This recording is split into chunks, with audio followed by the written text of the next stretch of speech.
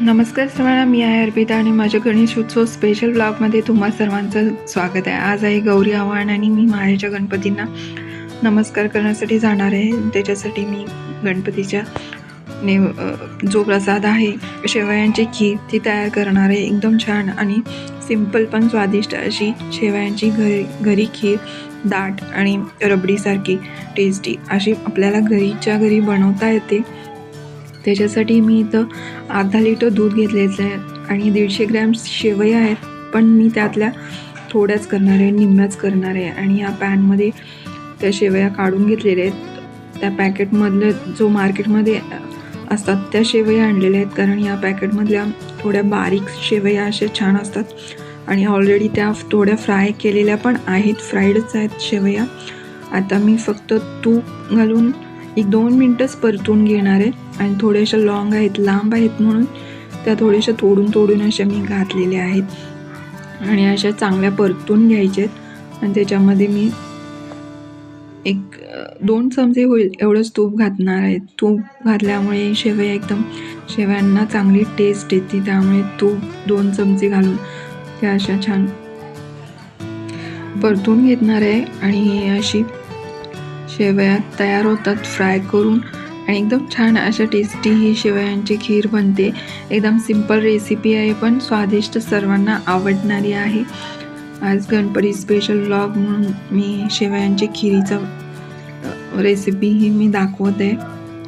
आणि आपल्या ह्या शेवया पण अशा या फ्राय करून झाल्यानंतर 1-2 मिनटं मी साईडला ठेवून देणार आहे थंड व्हायला. आणि अर्धा लिटर जे दूध आहे त्या पॅनमध्ये मी हे काढून घेतलेलं आहे. आणि 150 ग्रॅम शेवया जर तुम्ही करणार असाल तर 1 लिटर तुम्ही दूध घ्यायचं आहे शेवयांच्यासाठी. आणि वरतून पण आपल्याला एक थोडंफार दूध लागतं ज्यावेळी सर्व आपण करतो त्यावेळी.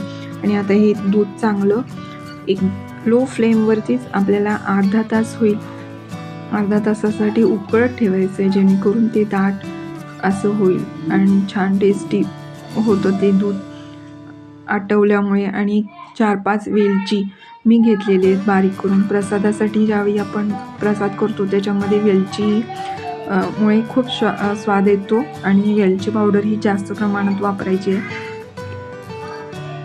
150 ग्रॅमसाठी आपल्याला 10 ते 12 ते 15 वेलची जरी घेतली तरी चालेल.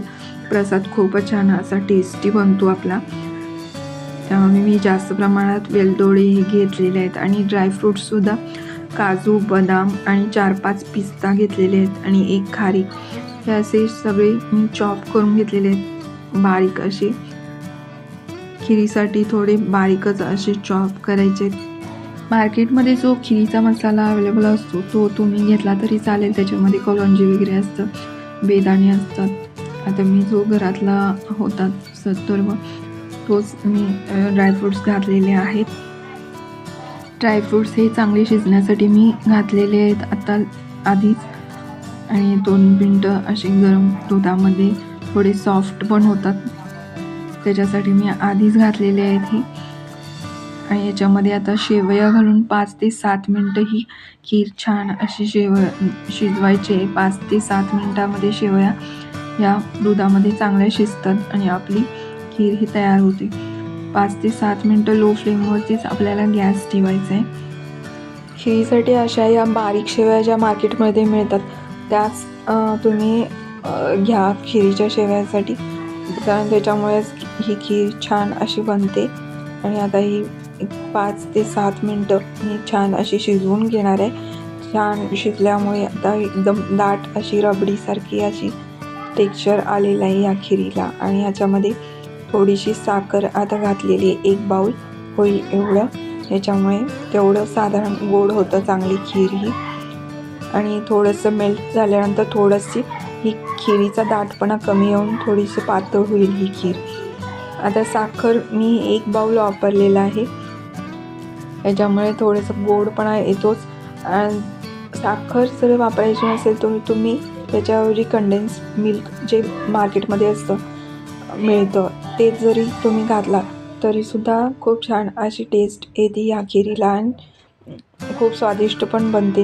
आणि आपली आता ही खीर अशी छान तयार आहे. जर का गरम सर्व करणार असाल तरी ही अशीच खाऊ शकता.